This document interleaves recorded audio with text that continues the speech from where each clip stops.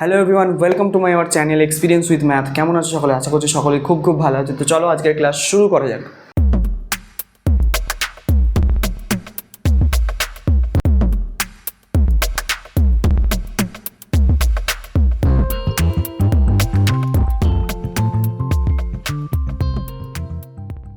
তো ফ্রেন্ড, আজকে আমরা করবো ক্লাস 5 সুব্রত দত্ত অনুশীলনী 33 নিয়ে আলোচনা। তো অনুশীলনী 33-এর আমরা আগের ক্লাসে 11 পর্যন্ত অঙ্কগুলোকে সলভ করেছিলাম। তো আজকে আমরা 12 থেকে অঙ্কগুলোকে স্টার্ট করবো। আর যারা এখনও আগের ক্লাসগুলো দেখোনি, ডেসক্রিপশন বক্সে লিঙ্ক অথবা আই বাটনের লিঙ্ক আছে, ওখান থেকে গিয়ে ক্লাসগুলো করে নিতে পারো। তো চলো শুরু করা যাক আজকের ক্লাস। তো আজকে দেখো আমরা করবো 12 থেকে স্টার্ট। তো 12 অঙ্কটা কী বলছে তোমাদেরকে আমি পড়ে শোনাচ্ছি। প্রথমে বলছে, কয়েকজন বালক নিজেদের মধ্যে 2025 টাকা চাঁদা তুলল। যতজন বালক ছিল প্রত্যেকে তত টাকা চাঁদা দিয়েছিল। প্রত্যেকে কত করে চাঁদা দিয়েছিল? এই লাইনটা খুব ইম্পর্টেন্ট, ভালো করে বোঝো। বলছে যতজন বালক ছিল প্রত্যেকে তত টাকা চাঁদা দিয়েছিল। ঠিক আছে, প্রত্যেকে তত টাকা চাঁদা দিয়েছিল। ধরে নাও বালক ছিল হচ্ছে 4জন বালক ছিল। এটা হচ্ছে তোমার কত অঙ্ক? এটা 13 অঙ্কটা। ধরো 4জন বালক ছিল, 4জন বালক। তো প্রত্যেকে তত টাকা দিয়েছিল, প্রত্যেকে তত টাকা করে দিয়েছিল। তাহলে এক একজন কত টাকা করে দিয়েছিল? 4 টাকা করে দিয়েছিল। 4জন ছিল এবং 4 টাকা করে দিয়েছে। তাহলে 4 কত হচ্ছে? 16 হচ্ছে। ঠিক আছে, 16 হচ্ছে। তো এবার আমাকে জিজ্ঞেস করছে প্রত্যেকে কত করে চাঁদা দিয়েছিল। তো প্রত্যেকে কত করে চাঁদা দিয়েছিল? প্রত্যেকে 4 টাকা করে চাঁদা দিয়েছিল। তো প্রত্যেকে 4 টাকা করে চাঁদা দিয়েছিল। 4জন ছিল, প্রত্যেকে 4 টাকা করে চাঁদা দিয়েছিল। তাহলে এই টাকাটা আমরা বার করবো কী করে? আমি জানি টোটাল টাকাটা, আমি জেনে গেছি যে 4জন বালক ছিল। ধরে নাও, বলে দেয়নি এখানে, কিছু বলে দিয়েছে যে কতজন বালক ছিল। 12 অঙ্কটা না কয়েকজন বালক বলেছে। ধরে নাও এই প্রশ্নটা এরকম করে দিয়েছে যে কয়েকজন বালক ছিল, কয়েকজন বালক ছিল। ঠিক আছে, যতজন ছিল ততজন তত টাকা করে দিয়েছে, দিয়ে মোট কত টাকা উঠেছে? 16 টাকা উঠেছে ধরো। তাহলে প্রত্যেকে কত টাকা করে চাঁদা দিয়েছে। তো তার জন্য আমরা কী করে এই 4টা পাবো? এই উত্তরটা আমরা পাবো কী করে? তার জন্য আমাকে কী করতে হবে? এই 16-র বর্গমূল করতে হবে। 16 যদি বর্গমূল করি কত পাবো? 4 গুণ 4, 4 4 16, তখন এখান থেকে 4 বেরিয়ে আসবে। তাহলে এইভাবে কিন্তু আমরা উত্তরটা পেতে পারি। তো তেমনই এখানে বলে দিয়েছে, এখানে মোট টাকাটা কত? 2025। তাহলে 2025কে যদি আমরা বর্গমূল করতে পারি, তাহলেই প্রত্যেকে কত করে চাঁদা দিয়েছিল, তাহলে সেই চাঁদার সংখ্যাটা পেয়ে যাব। ঠিক আছে, চলো এইভাবেই করব। তাহলে আছে আমার কত? মোট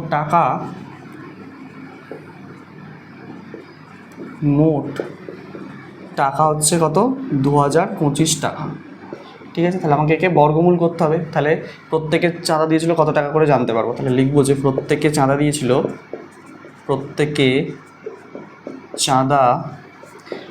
দিয়েছিল, এটা জানতে গেলে কি করতে হবে? বর্গমূল করতে হবে। কাকে? এই 2025 মানে টাকাটাকে। ঠিক আছে, তাহলে এত টাকা বেরোবে উত্তর। আমাকে প্রথম হচ্ছে কি, ভাগ প্রক্রিয়া, আমি এখানটায় 5টায় বর্গমূল করে নিচ্ছি। দেখো 2025, তোমরা ভাগ প্রক্রিয়া বর্গমূল নিশ্চয়ই শিখেছো, আমি আগের ক্লাসে শিখিয়েছি। আচ্ছা, দুটো করে সংখ্যা ধরবো। তাহলে 20 আছে, তাহলে কত বসাচ্ছে? 4 4 16, 5 5 25, তাহলে 4 খাচ্ছি। 4 4 16, 6 কত? 10, 4 10, আর দেখে 1 1 মিলে গেল। তাহলে 4-এর ডবল কত হয়? 8 হয়। 2 আর 5কে নামিয়ে দিলাম। আচ্ছা, এবার কত ভাগাতে পারি? 5 5 25, 5 খাচ্ছি। দেখো 5 5 25-এর 5, আর থেকে 2, 5 5 40 আর দিয়ে 42, তাহলে মিলে যাচ্ছে। তাহলে এখানে একটা 5, এখানে একটা 5 দিয়ে 825, এই 425 মিলে যাচ্ছে। তাহলে উত্তরটা কত পেলাম? 45। তাহলে প্রত্যেকে কত টাকা করে দিয়েছিল চাঁদা? 45 টাকা চাঁদা দিয়েছিল প্রত্যেকে। ঠিক আছে, কত চাঁদা দিয়েছিল? 45 টাকা চাঁদা দিয়েছিল। বোঝা গেল? সোজা অঙ্ক কিন্তু অঙ্কটা। 13 দাগের অঙ্ক কিন্তু এইভাবেই সলভ করতে হবে। আশা করছি বুঝতে পেরেছো। দেখে নাও, চলো নেক্সট অঙ্কে আসা যাক।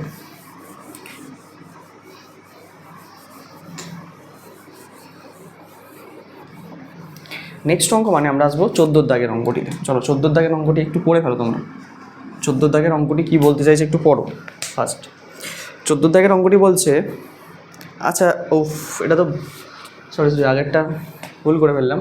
আগের 13 অঙ্ক নয়, আগেরটা করেছি আমরা 12 অঙ্কটা, আমি ভুল দাগ নাম্বার দিয়ে দিয়েছিলাম একটু। ঠিক আছে, এইটা হবে 13 অঙ্ক, এটা হবে 13 দাগের অঙ্ক। একটু ভুল দাগ নাম্বারটা দেওয়া হয়ে গেছে।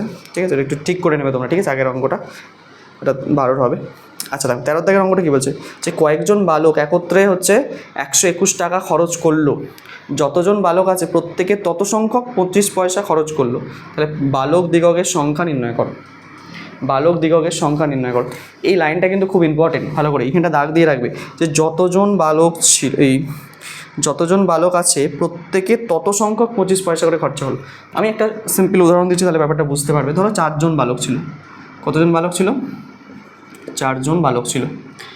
তো যতজন বালক আছে ততজন, কী বলছে, যতজন বালক আছে প্রত্যেকে তত সংখ্যক 25 পয়সা করে দিল, প্রত্যেকে তত সংখ্যক। তাহলে 4 জন বালক আছে, প্রত্যেকে তত সংখ্যক 25 পয়সা করে দিল, মানে একজন কত করে দিচ্ছে, একজন হচ্ছে কি 4টে করে 25 পয়সা দিচ্ছে, 4টে করে 25 পয়সা দিচ্ছে। ভালো করে বোঝো, 4 জন বালক ছিল, তোমাকে বলেছে কি যতজন আছে তত সংখ্যক করে প্রত্যেকে হচ্ছে কি 25 পয়সা করে দিচ্ছে। তাহলে একজন কত দিচ্ছে, এই টাকাটা 4 গুণ 25 মানে হচ্ছে 4টে করে 25 পয়সা দিচ্ছে। তাহলে তো মোট কত হচ্ছে, 4 পঁচিশে 100। ঠিক আছে, এবার দেখো আমার এখানে আমি বলেছি মোট কতজন আছে, 4 জন আছে, তাহলে 4 জনে মোট কত টাকা দেবে, 4 জনের সাথে 4 গুণ করতে হবে। তাহলে কত টাকা দিচ্ছে, 4 জনে মোট 400 টাকা দিচ্ছে। ধরো 4 জনে কত টাকা দিচ্ছে, 400 টাকা। আচ্ছা এটা পয়সায় আছে, টাকাটা ঠিক আছে, এটা পয়সায় ধরো। তাহলে 4 জনের মোট হচ্ছে 400 পয়সা দিচ্ছে ধরে নাও। ঠিক আছে, পয়সাতে দেওয়া আছে, আমি টাকা লিখছিলাম। যাই হোক, তো কনসেপ্টটা বোঝা যাচ্ছে। হ্যালো, ভালো করে বোঝো, আরেকবার বলছি। 4 জন বালক ছিল ধরো, মানে বলছে যতজন বালক ছিল ততজন প্রত্যেকে হচ্ছে তত সংখ্যক করে 25 পয়সা দিচ্ছে। তাহলে 4 জন বালক ছিল, কত সংখ্যক করে দেবে, 4টে করে 25 পয়সা দেবে। তাহলে একজন কত করে দিচ্ছে, 4টে করে 25 পয়সা। তাহলে সব মিলিয়ে কত হচ্ছে, 100 পয়সা। টোটাল ছেলে মেয়ে কতজন ছিল, মানে টোটাল ছেলে কতজন ছিল, 4 জন। তাহলে সবই মিলে 4 জন মিলে মোট কত পয়সা দিল, তাহলে 400 পয়সা। তাহলে আমি তোমাকে যে এখানে প্রশ্ন করেছে যে কতজন ছিল, কতজন ছিল, মানে আমরা তো জানি 4 জন ছিল, কিন্তু আমাকে বইয়েতে এটা বলে দেয়নি যে কতজন ছিল। বইয়েতে প্রশ্নটা কিভাবে করেছে তোমাকে, যে যতজন বালক ছিল প্রত্যেকে তত সংখ্যক করে 25 পয়সা দিচ্ছে।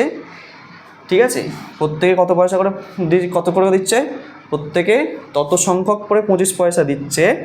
তাহলে আমার হচ্ছে মোট খরচ বা মোট টাকা যেটা বা দেওয়া আছে বা পয়সাটা সেটা দেওয়া আছে, ধরে নাও 400 পয়সা।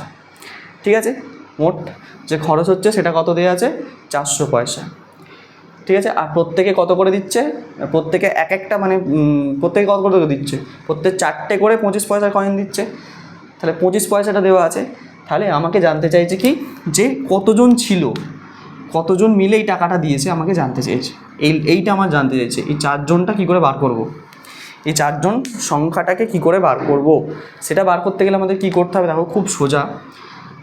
মোট যে পয়সাটা দেওয়া আছে সেই পয়সাটাকে লিখবে, লেখার পর সেটাকে ভাগ করে দেবে। কত দিয়ে ভাগ করবে, কত পয়সা করে দিচ্ছিল, 25 পয়সা করে। তাহলে 25 দিয়ে তুমি ভাগ করে দেবে, দিয়ে তার আবার কি করবে, বর্গমূল করে দেবে। তাহলেই কিন্তু আমরা 4 পেয়ে যাবো। দেখো তো 40, এই 400কে তুমি যদি বর্গমূল করো তোমার আসবে 20, আর 25কে বর্গমূল করলে পাবে 5। 5 দিয়ে কাটো, 5 4 20, তাহলে কত হয়ে গেল, 4 জন। বুঝতে পারলে? তাহলে সংখ্যাটা কীভাবে বেরোলে, যে মোট যে পয়সাটা দেওয়া থাকবে, মোট পয়সা, আর প্রত্যেকে কত করে পয়সা দিচ্ছিল, মানে প্রত্যেকে মানে কতজন করে, মানে 25 পয়সা করে দিচ্ছিলো। তাহলে 25 পয়সাটা দেওয়া আছে, তাহলে 25 দিয়ে ভাগ করে দিতে হবে, ভাগ করে তার আবার বর্গমূল করতে হবে, তাহলেই আমরা উত্তরটা পেয়ে যাব। ঠিক আছে, তাহলে যে অঙ্কটা দেওয়া আছে আমার বইয়েতে সেইটাকে কিন্তু এই প্রসেসেই করব। চলো,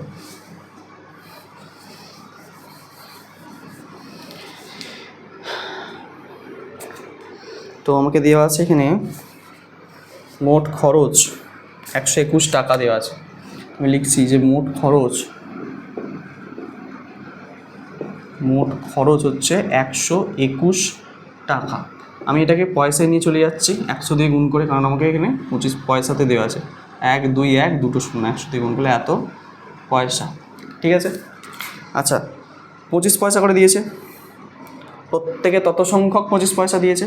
তাহলে আমাকে লিখতে হবে বালক দিগকের সংখ্যা বার করতে হবে। তাহলে বালক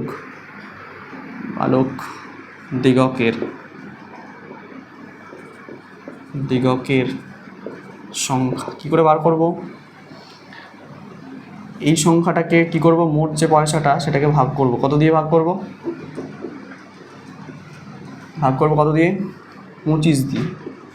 ঠিক আছে, কত দিয়ে ভাগ করব, 25 দিয়ে ভাগ করব, দিয়ে তার বর্গমূল করে দেবো, ঠিক আছে, দিয়ে তার বর্গমূল করে দেবো। তো এটা কীভাবে করবো দেখো, খুব সোজা। তো এইটাকে তুমি যদি বর্গমূল করো, আমি বর্গমূলটা করছি না, তোমাদেরকে বর্গমূল অনেকবার শেখানো হয়েছে, আমি এই জন্য একবারে উত্তরটা বসিয়ে দিচ্ছি। 121-এর বর্গমূল কত হচ্ছে? 11 হয়, আর একটা শূন্য বসে যাবে পাশে, আর 25-এর বর্গমূল হচ্ছে 5 হয়। তো যদি এটা 5 দিয়ে কাটাকুটি করি দেখো কত হবে, 5 2 10, 5 2 10 22 হচ্ছে। তাহলে আমার উত্তর কত হলো? 22। এটা তোমাদের আনসার, ঠিক আছে। তাহলে বালক দিগকের সংখ্যা কতজন ছিল? 22 জন। বোঝা গেছে নাকি? দেখো 13 দাগের অঙ্কটা ইম্পর্টেন্ট আছে, এইভাবে কিন্তু সলভ করতে হবে, আশা করছি বুঝতে পারছো, ঠিক আছে। 13 দাগের অঙ্ক এইভাবে তোমাদেরকে সলভ করতে হবে। তো এরপরে আসবো আমরা 14 দাগের অঙ্কটিতে। চলো এটা মুছলাম।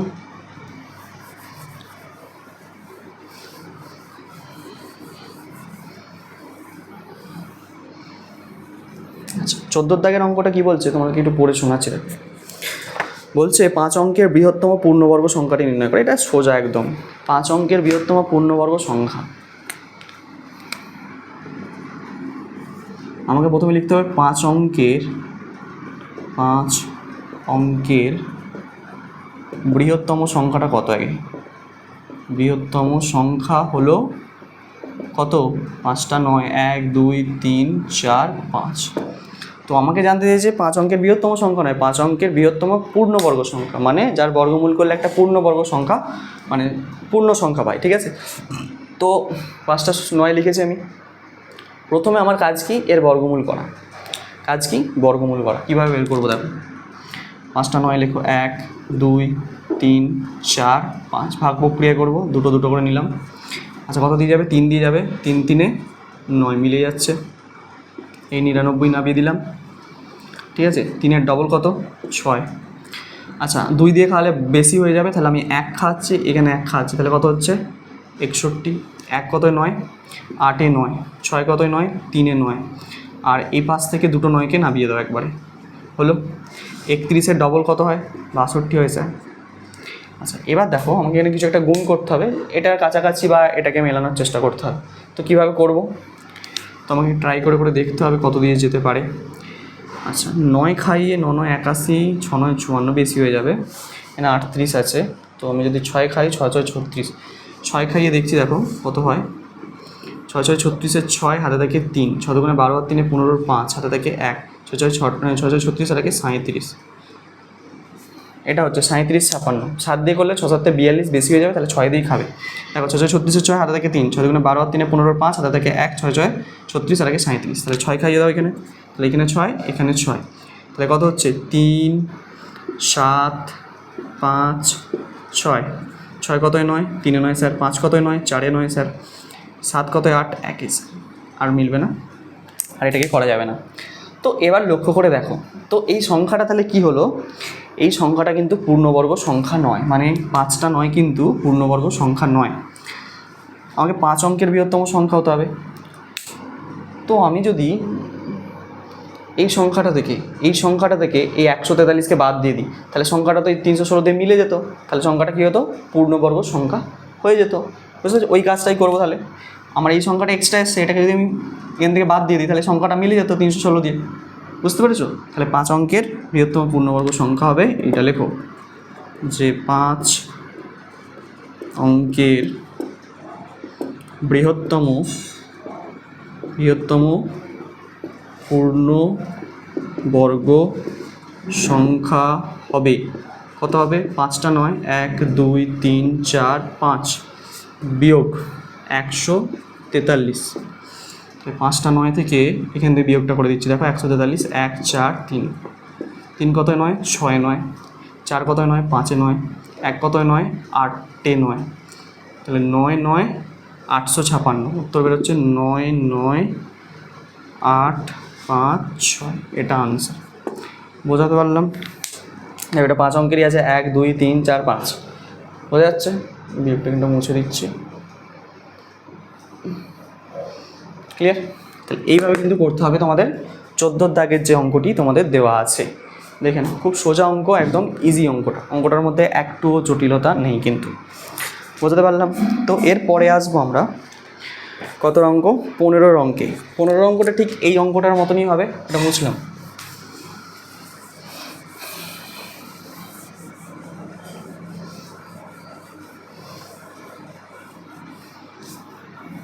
15 অঙ্কটা ঠিক এইটার মতনই হবে। কীভাবে হবে দেখো আমি পড়ে শোনাচ্ছি। 6 অঙ্কের ক্ষুদ্রতম পূর্ণবর্গ সংখ্যা, ওখানে বৃহত্তম জিজ্ঞেস করেছিল, এখানে 6 অঙ্কের ক্ষুদ্রতম পূর্ণবর্গ সংখ্যা জিজ্ঞেস করেছে। কত এটা 15 না 14? 6 অঙ্কের ক্ষুদ্রতম পূর্ণবর্গ, এটা 15 অঙ্ক, ঠিক আছে। তাহলে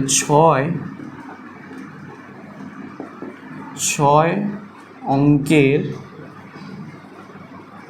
ক্ষুদ্রতম পূর্ণবর্গ সংখ্যা কত হয়? 6 অঙ্কের ক্ষুদ্রতম পূর্ণবর্গ সংখ্যা, এই পূর্ণবর্গ সংখ্যা লিখতে বলেছে, কিন্তু এখন তো পূর্ণবর্গ সংখ্যা বের করে তারপর তো লিখবো। শুধু ক্ষুদ্রতম সংখ্যাটা লিখছে 6 অঙ্কের। একের পিছনে 5টা শূন্য, একের পিছনে 1 2 3 4 5টা শূন্য। এটাকে প্রথমে আমাকে বর্গমূল করতে হবে, ঠিক আগের অঙ্কটা যেমন করলাম সেইভাবে কিন্তু আমাকে করতে হবে। তো একের পিছনে 1 2 3 4 5টা শূন্য, 1টা 2টো 4টে। তাহলে এটাকে বর্গমূল করছি প্রথমে। 3 খাচ্ছে, 3 3 9, 9 কত 10, 1 10 মিলে গেল। দুটো শূন্যকে নামিয়ে নিলাম। 3-এর ডবল কত? 3-এর ডবল হচ্ছে 6। 1 খাচ্ছি, এখানেও 1 খাচ্ছি, 1 খাওয়ালে 61 হচ্ছে এখানে। 1 কত 10, 9 10, হাতে থেকে 1, 6 রেখে 7, 7 কত 10, 3 10, হাতে থেকে 1 মিলে গেল। তাহলে এই দুটো শূন্যকে নামিয়ে নিচ্ছি পাশে। আচ্ছা 31-এর ডবল হচ্ছে 62। এবার কত খাওয়ানো যায়? 6 খাওয়াতেই হবে মনে হচ্ছে। 62কে 6 দিয়ে যদি খাওয়াই, 6 36-এর 6, হাতে থেকে 3, 6 2 12, 3 15 5, হাতে থেকে 1, 6 36 আর একে 37, এটাই হচ্ছে তাই তো। 6 36-এর 6, হাতে থেকে 3, 6 2 12, 3 15 5, হাতে থেকে 1, 6 36 আর একে 37। যদি আমি 7 দিয়ে করি, 7 দিয়ে যদি করি 7 42, বেশি হয়ে যাবে। তাহলে আমি 6 খাওয়াবো এখানে, এখানেও 6 খাওয়াবো, খাওয়ালে এটা হচ্ছে তোমার 37 56। তাহলে 6 কত 10, 4 10, 4 হাতে থেকে 1, মাথা থেকে 6, 6 কত 10, 4 10, হাতে থেকে 1, 7 থেকে 8, 8 কত 9, 1 9। তাহলে এখানে দাঁড়াচ্ছে কত? 144। কিন্তু এক্ষেত্রে বিয়োগ করলে হবে না। বিয়োগ যদি আমি করে দিই এই সংখ্যাটা থেকে 144, তাহলে সংখ্যাটা পূর্ণবর্গ হবে ঠিকই, কিন্তু সেটা 6 অঙ্কে থাকবে না। তাহলে আমাকে কি করে বার করতে হবে? আমি যদি বিয়োগ করে দিই তাহলে এই 316 দিয়ে কিন্তু এই সংখ্যাটা মিলে যেত। মানে 316টা একটা কী হতো? একটা সংখ্যার কী হতো? এটা পূর্ণ সংখ্যা বেরোতো, মানে একটা এই সংখ্যাটাকে মানে বর্গমূল করলে এটা বেরোতো। কিন্তু এর পরবর্তী সংখ্যাটা কত হবে সেটাকে আমাকে খুঁজতে হবে। তো 316-র পরবর্তী সংখ্যা কত? 317। তাহলে এর বর্গ করবো প্রথমে, ঠিক আছে।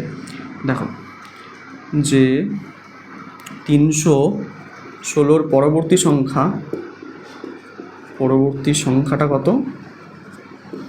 317। ঠিক আছে, আমাকে কি করতে হবে? 317 বর্গ করতে হবে। 317 গুণ 317, ভালো করে বোঝো। এই বর্গটা মানে স্কোয়ারটা কেন করা হচ্ছে? কারণ হচ্ছে কি, আমাকে এর থেকে কিছু বিয়োগ করলে হবে না, এর সঙ্গে কিছু যোগ করতে হবে, যোগ করে সংখ্যাটাকে পূর্ণবর্গ করতে হবে। তো সেই কত যোগ করব সেটা জানার জন্যই আমাকে কি করতে হবে? এর পরবর্তী সংখ্যাটা নিতে হবে এবং তার বর্গ করতে হবে। তো 317-র বর্গ আমাকে পাশে করে নিতে হবে। 317-র সঙ্গে 317কে গুণ করতে হবে। 7 7 49-এর 9, হাতে থেকে 4, 7 1 7 আর 4 11, 7 8 9 10 11, 11-র 1, হাতে থেকে 1, 3 7 21 আর 1 22 হলো। 1 দিয়ে যদি করি 7 হচ্ছে, 1 হচ্ছে, 3 হচ্ছে, ঠিক আছে। গুণ 3 7 21-এর 1, 3 7 21-এর 1, হাতে থেকে 2, 3 1 3 আর 2 5, 3 3 9, ঠিক আছে। যোগটা করলে 9, 7 আর 1 8, 2 আর 1 3 আর 1 4, 5 আর 3 8, 8 আর 2 10 0, হাতে থেকে 1, 9 আর 1 10, ঠিক আছে। এই সংখ্যাটা দাঁড়াচ্ছে, যেটা কি পূর্ণবর্গ সংখ্যা। তাহলে দেখো এই সংখ্যাটার সঙ্গে যদি আমি এইটুকু সংখ্যা মানে 489কে যোগ করে দিই, তাহলে সংখ্যাটা পূর্ণবর্গ হয়ে যাবে। সংখ্যাটা 6 অঙ্কের থাকবে, 1 2 3 4 5 6। কিন্তু এর সাথে যদি আমি বিয়োগ করে দিই সংখ্যাটা, তাহলে এটা 5 অঙ্কের হয়ে যাবে। তাহলে এখানে উত্তরটা কি লিখবে তোমরা? এখানে উত্তরটা লিখছি, উত্তরটা ইম্পর্টেন্ট, দেখো লিখবে 6 অঙ্কের ক্ষুদ্রতম পূর্ণবর্গ সংখ্যা হলো 6 অঙ্কের ক্ষুদ্রতম পূর্ণবর্গ সংখ্যা হবে কত? এই সংখ্যাটা। কোন সংখ্যাটা? এই সংখ্যাটা। মানে এর সঙ্গে এটাকে যোগ করতে হবে, ঠিক আছে। তো আমি দেখিয়ে দিচ্ছি প্রসেসটা কি। তো ফার্স্ট কি করবে তোমরা?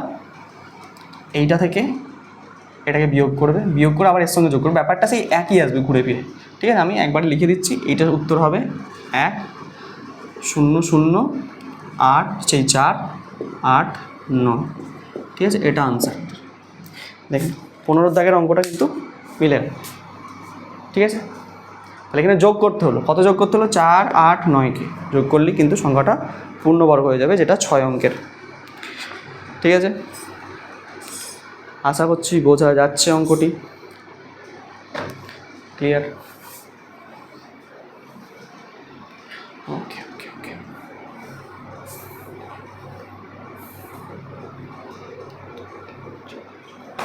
ঠিক আছে। তো চলো আজকের ক্লাসটা এই পর্যন্ত। নেক্সট ক্লাসে পরবর্তী অঙ্কগুলো নিয়ে আলোচনা করবো। তত অবধি তোমরা মন দিয়ে পড়তে থাকো। All the very best.